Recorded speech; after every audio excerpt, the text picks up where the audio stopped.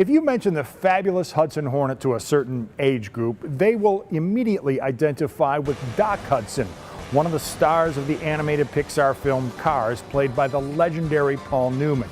Now that's racing. Fact doesn't stray too far from fiction in the film, because everything about the Hudson Hornet was indeed legendary and fabulous.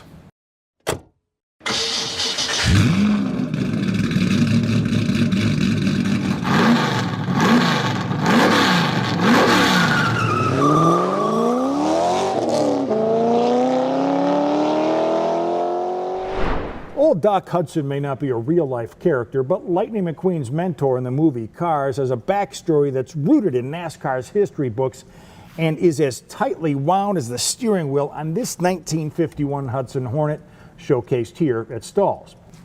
It's all intertwined, but you can't tell the story of this car without the magic of movie making, the history of NASCAR, and the department store mogul that at one point was the third largest automobile manufacturer in the United States.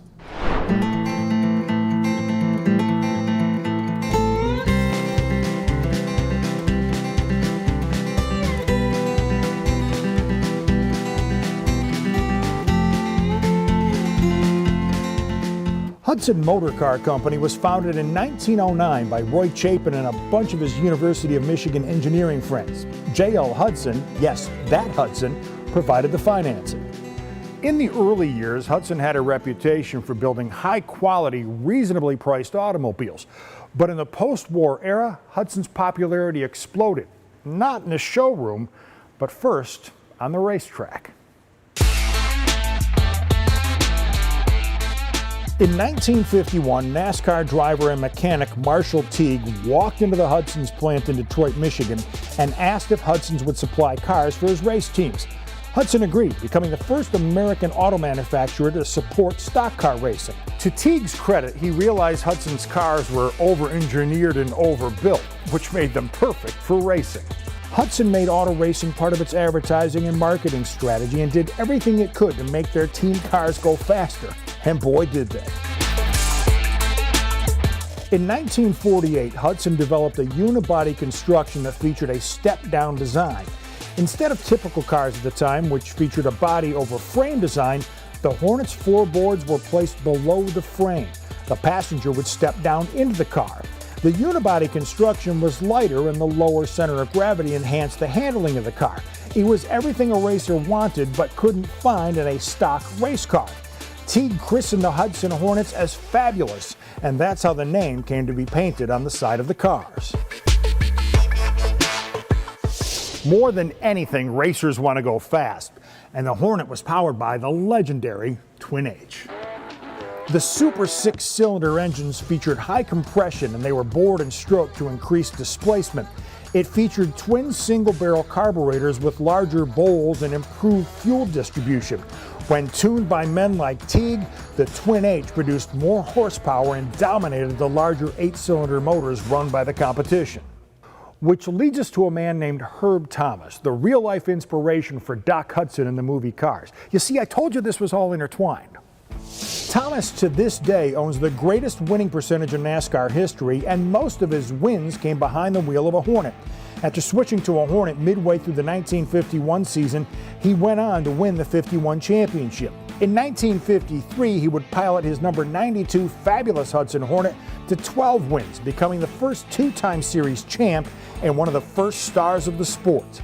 In Cars, Doc Hudson turns out to be the real fabulous Hudson Hornet, with many of his Piston Cup records mirroring those of Herb Thomas.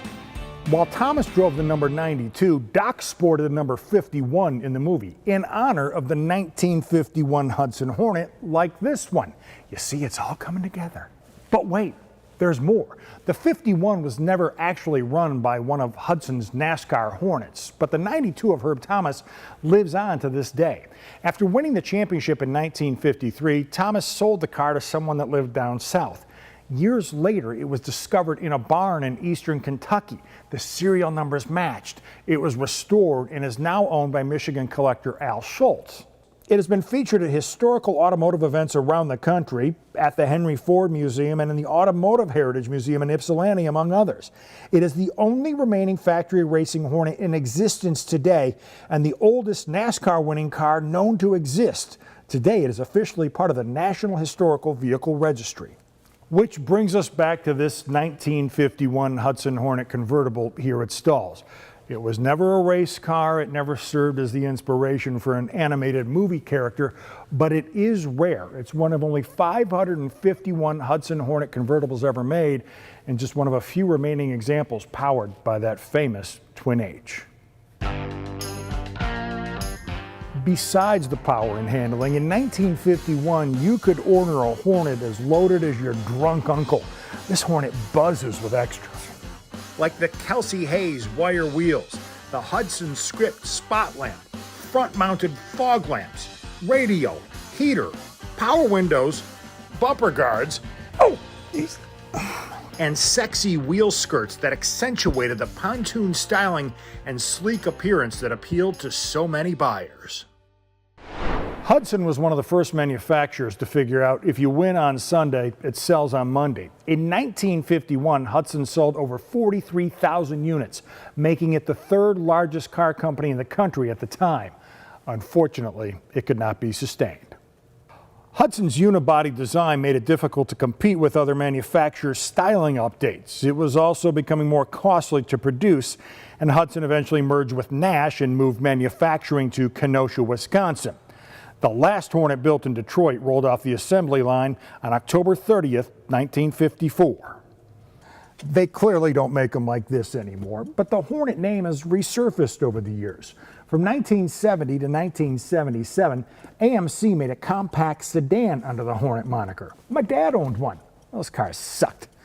Chrysler eventually bought the name in 1987, and in 2003 released a mid-size SUV with the Hornet name. I know. In 1951, you could order a Hornet almost as many ways as you could order a steak. Two-door coupe, four-door sedan, convertible, pillarless hardtop, or well done. Depending on your options, you could get a Hornet anywhere from $2,500 to a little over $3,000. Weighing in at over 3,600 pounds, that's less than $1 per pound. You can't buy a steak for less. Again with the steak thing. All right, anyway, as far as the stories go here at Stalls, there's a lot of meat on this bone. Again, was that another steak thing? At this point, I might as well just go with it.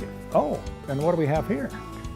But like the Hudson Hornet, there's always a heaping helping of history available anytime you stroll the aisles here at Stalls. I am hungry. Bon appetit. Harvey, Charlie?